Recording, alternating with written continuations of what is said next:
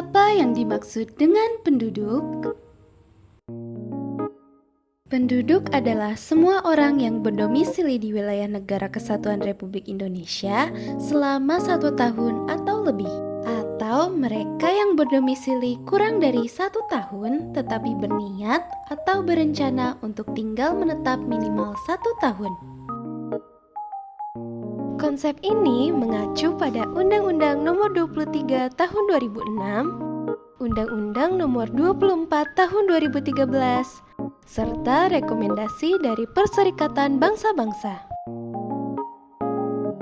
Dengan konsep ini, data jumlah penduduk yang dihasilkan akan jauh lebih akurat, sehingga dapat membantu pemerintah dalam merencanakan serta mengevaluasi pembangunan.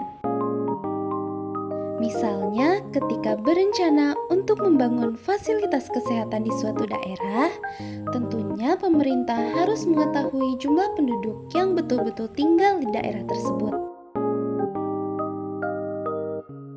Hal ini menjadi penting untuk menentukan seberapa besar fasilitas kesehatan yang akan dibangun, berapa tempat tidur serta tenaga kesehatan yang harus disediakan, dan lain sebagainya.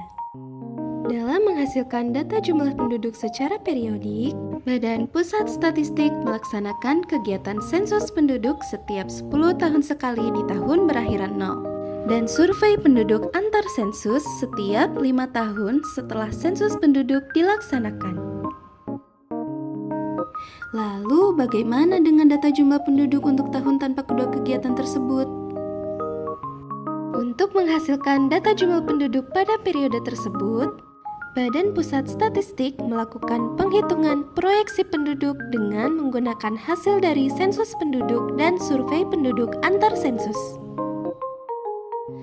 Proyeksi penduduk merupakan perhitungan ilmiah yang akan memperkirakan jumlah penduduk di masa depan.